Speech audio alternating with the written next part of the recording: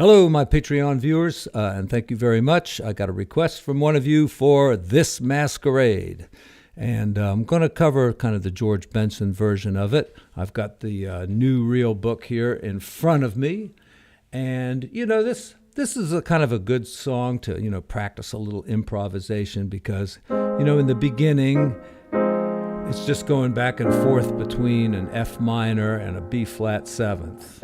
I know the book says B flat 13, but that is a B flat 7th, all right, B flat 7 with a 13 if you choose to use it. But you could really just do this like that. And let's put the blues scale over it.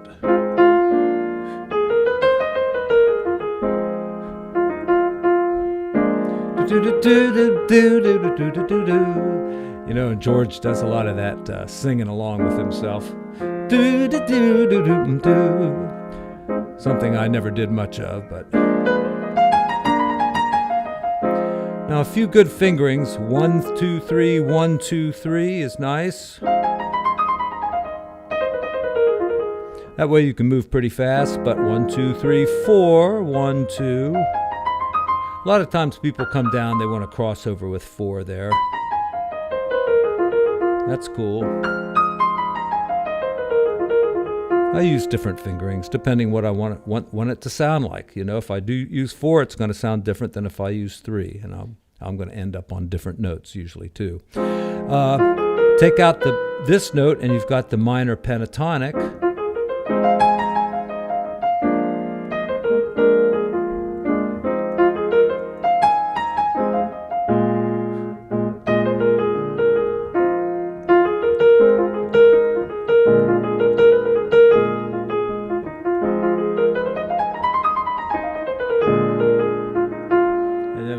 Comes in. And I don't want to have to do 2 different versions of this video, so I'm going to play just little bits of the melody. Hopefully you already know the song, so if you don't, go listen to George Benson. And it was written by Leon Russell, who also does a nice version, and I saw that the Carpenters did it as well.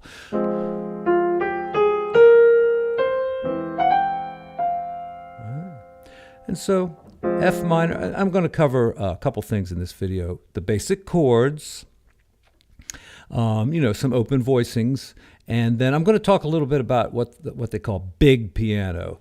Now, you've probably heard about upper structure triads, where you take, a chord and you can put like A flat, that's a triad over that one, or B flat, or C. These are all upper structure triads. Big piano is a little bit different. It's mostly built around like an octave with, a fifth or a fourth in the middle, something like that. And, sometimes you'll hit on an upper structure triad too, but you're not really trying to stay specifically with those. All right, so let's get to the song first. F minor major 7th. You probably are just going to take the bass down like that. Or maybe the bass player plays a C, you could do that.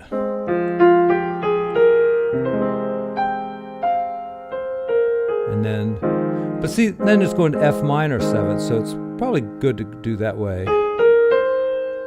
And then why not just take it down and do this rootless voicing? That way you've got nice bass movement there. Okay, and then next line. All right, D flat. I'm using an open voicing here. Root, 3rd, 7th, 3rd again. The melody note, which is the 9, and there. And look, see, I've got a lot of fourths basically. Some augmented fourths and then regular fourths. All right, G minor, add 11, but they didn't need to write that because the melody is the 11. So just think G minor, put an 11 on it. All right, better voicing. Better voicing. There's all kinds of things you can do. C7. All right, now sharp 5, sharp 9. Nowadays, they tend to call that a flat 13 instead of a sharp 5. But, it's like an augmented chord with a sharp 9 there. And look, this is one of these things And you could call this an upper structure triad because it's an A flat major chord, right?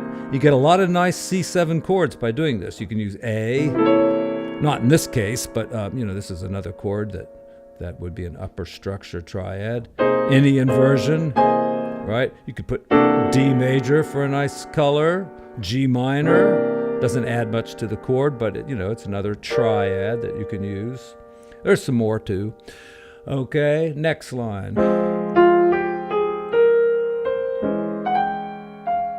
Now, I like to, when I'm going down like this, to do that sometimes, but it doesn't really fit the melody here. If you were improvising, you could get away with it.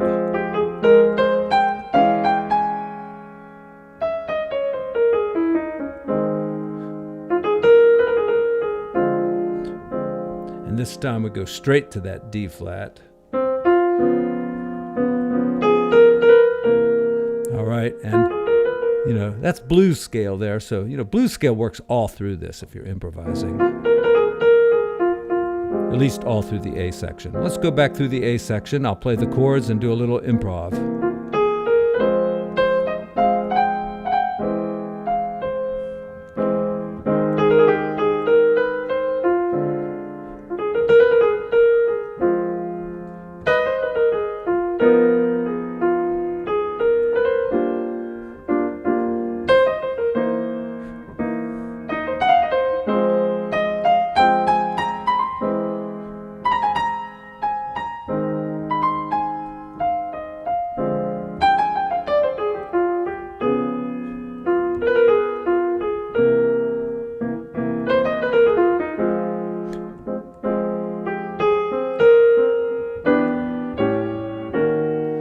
That's a beautiful change there. And the string line, I listened to it this morning, it kind of comes up like that and goes right to this B and C sharp. And so, if you don't have something kind of planned out to do there, it can be an awkward change. So, I took the string line. I'm sure you could come up with something else. And then we're on the bridge. I'll tell you, whenever I sing this song, and I don't sing it in this key, I sing it a little bit lower, though on a good day I can sing it in this key. It's a hard melody to find, this B section. So I, actually studied the song a tiny bit this morning and realized that at first it starts on the 7th, like this. Does it again. And then it goes down a half step, but the melody goes up a half step, so you're on the root now. And it says A here. No, it doesn't. It's A flat. The chord says G flat 13. Yeah, that'd be another one of those upper structure triads. Boy, I hate that term. It is what it is. All right, so here we go. Let's take the bridge, study it in depth here. So A flat, and it says A flat 13, flat 9. Now, does that flat mean the 13 is a flat 13, or is the A a flat? All right, you should know this, but it means A flat. And then a regular 13, and the flat 9 is there. The third would be here. And you see it's an upper structure. Oh, I'm not going to say it, but it's an F chord over, your basic A flat 7th. Leave out the 5. It gives it too much stability, see? A nice chord there. Nice big open voicing here. If you can't reach a 9th comfortably, let your thumb hit 2 notes there sometimes. You can even do it there. All right, they don't have this chord in the book, but it should be there. It's a B flat 7th. And make it altered because you're going to a minor chord. You don't have to, but it's a good idea. And you can think of a B minor triad. See, there's another triad, up a half step, and it's a minor triad, and you can add the 6th to it as well. That's the 7th of the chord, but think of it like this. All right, here it goes. B section. I'll improvise a little bit. All right, there's that rootless voicing of that chord. See, it's A 7th. Sorry, A flat 7th, and then here's that F triad.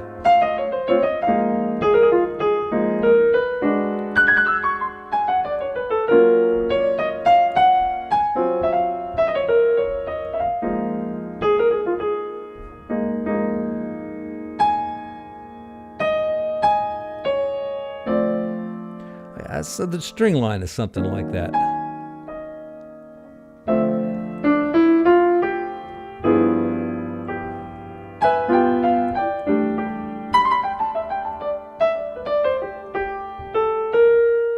And the string line here is like has an E up there.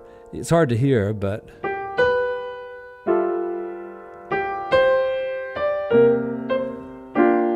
so right there you got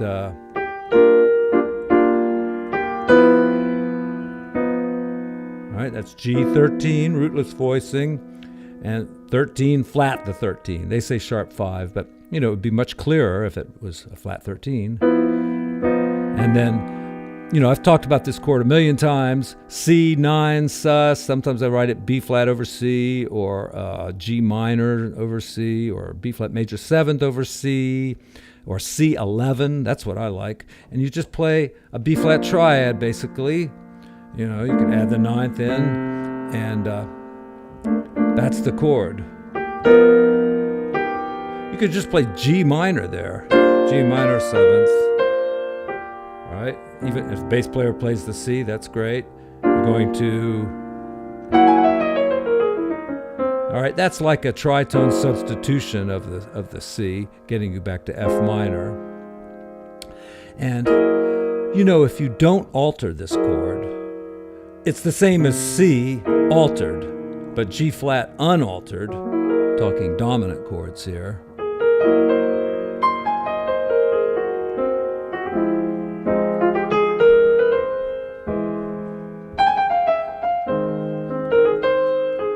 All right, let's do a little big piano now.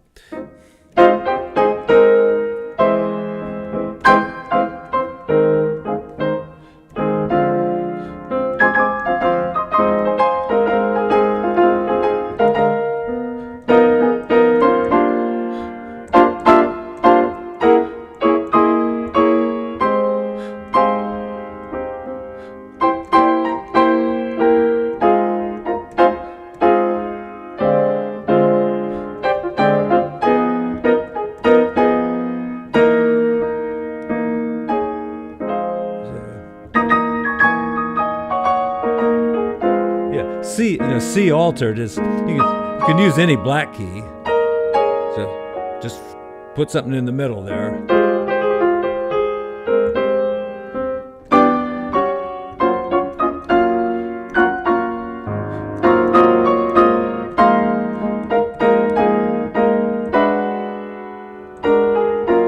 Yeah, using like a 4th and a 5th in the middle is nice.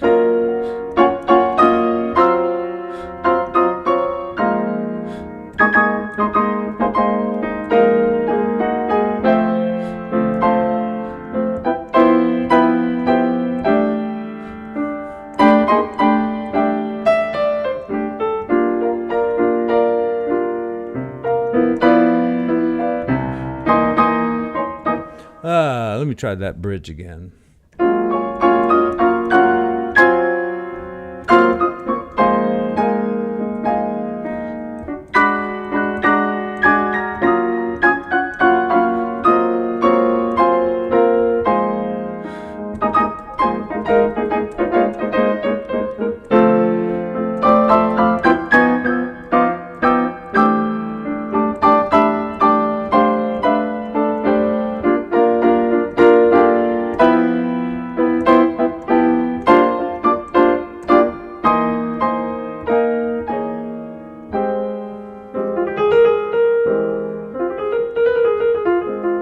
And I want to just say a few nice things about George Benson. I did get to see him twice in my life live.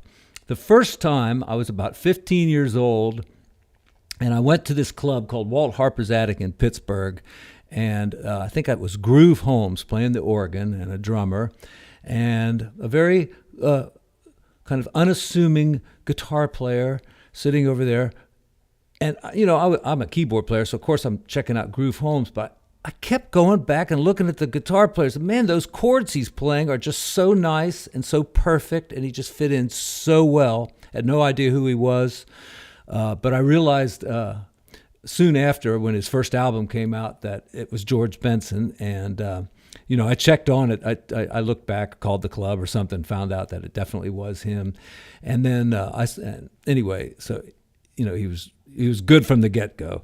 And then I saw him many years later, probably 15, 20 years ago, at Chastain Park here in Atlanta with the symphony orchestra, and he was singing Nat King Cole. And what can I say? I mean, he's just one of the greatest jazz musicians ever, George Benson. And partly because he can cover so many styles too. He had his little, pop era there where he did, Give Me the Night and some stuff like that on Broadway. And he's just top notch. There's nobody better, really. Okay. Thank you so much, my Patreon viewers. And, eventually this video will get up there on YouTube for everybody. So hope you enjoy it. And that's it. See you later. Hey, everyone. Tony Winston here for Jazz Piano College. Let's look up the song Body and Soul.